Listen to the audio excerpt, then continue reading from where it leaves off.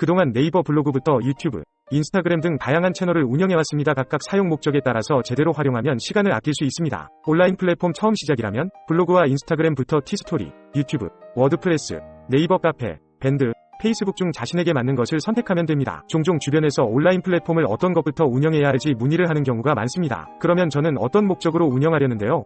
라고 되묻습니다. 왜냐면 운영 목적을 먼저 정하고 방향이 분명해야 최적의 루트를 선택할 수 있기 때문입니다. 만약 책을 편찬하고 이름을 알리고 싶다면 브랜딩 목적으로 운영하는 것이 좋고 네이버 블로그와 인스타그램부터 시작하는 것을 권합니다. 이후 여유가 된다면 브런치 스토리, 블로그, 나 유튜브를 해보는 것도 괜찮습니다. 다만 유튜브는 브랜딩 목적으로 제대로 운영하려면 시간이 꽤 걸립니다. 저는 간소하게 짤 편집만 하는데도 몇 시간 걸리니까요. 경험상 유튜브는 하려면 어느 정도 준비하고 해야 한다 생각됩니다. 구독자 1,000명이 넘긴 했지만 많은 시간이 걸렸기 때문에 시간 투자 대비 효율성은 높진 않았습니다. 분명한 스토리와 썸네일, 자막 등 기본 퀄리티가 필요하며 주제 선정과 대본 정리 등 하나의 영상에 꽤 신경을 써야 합니다. 저 역시 이 부분을 알면서 많은 시간을 투자하지 못했던 것 같습니다. 유튜브와 함께 네이버 블로그는 브랜딩 목적으로 운영할 때 최적화되어 있다고 봅니다. 저는 네이버 블로그를 다양한 주제로 운영하면서 여러 수익 루트를 만들어 보기도 했고 CPA, DB 생성, CPS, 판매에 대한 수익도 해봤어요. 다만 블로그 저품질되는 요소가 내재되어 있기 때문에 네이버 블로그에 불과 기름을 동시에 붓는 것과 같다고 봅니다. 물론 비율과 방어를 하면 저품질 블로그로 가는 것을 어느 정도 막을 수 있지만 리스크는 크다고 생각합니다. 몇 가지 저품질 블로그에서 탈출하는 방법을 알아낸 부분도 있지만 모든 블로그에 적용되는지 확신할 수 없는 상황입니다. 결론은 네이버 블로그로 제대로 수익을 내려면 특정 주제에 대해서 상위가 되거나 나만의 사업, 상품이 있는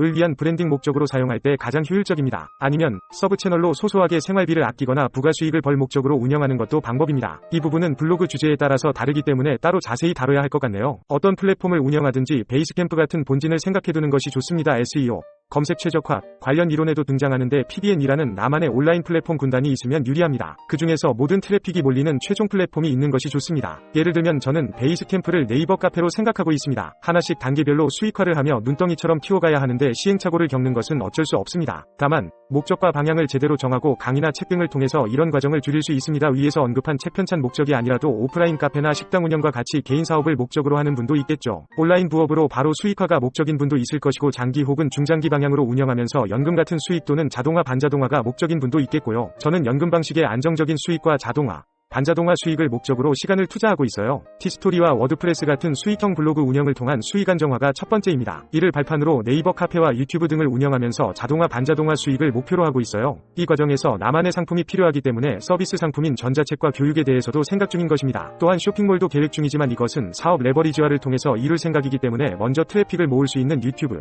인스타그램, 카페를 기획했고 조금씩이지만 키우고 있습니다. 네이버 블로그 역시 제게 익숙한 플랫폼이고 빠른 기간에 수익화가 가능하지만 최신성 기반의 로직이 지속된다면 자동화, 반자동화 수익 모델로는 아직 부적합한 것 같아요. 그리고 올려놓은 지수를 유지하려면 계속된 가두리 속에서 시간 투자가 필요하고요. 다만 희망적인 것은 최근 로직이 바뀌고 있다는 것입니다. 스마트 블록 등 네이버 블로그 로직 변화와 방향은 지켜보면서 추이를 봐야겠어요. 수익 구조 역시 바뀌어야 할 것 같네요. 원고료나 협찬만으로는 수익성 블로그로 가는 길이 멀거나 미비합니다. 이조차도 저품질 블로그가 될 것을 염려하면서 운영해야 하는 불안정성은 아쉬움이 있습니다.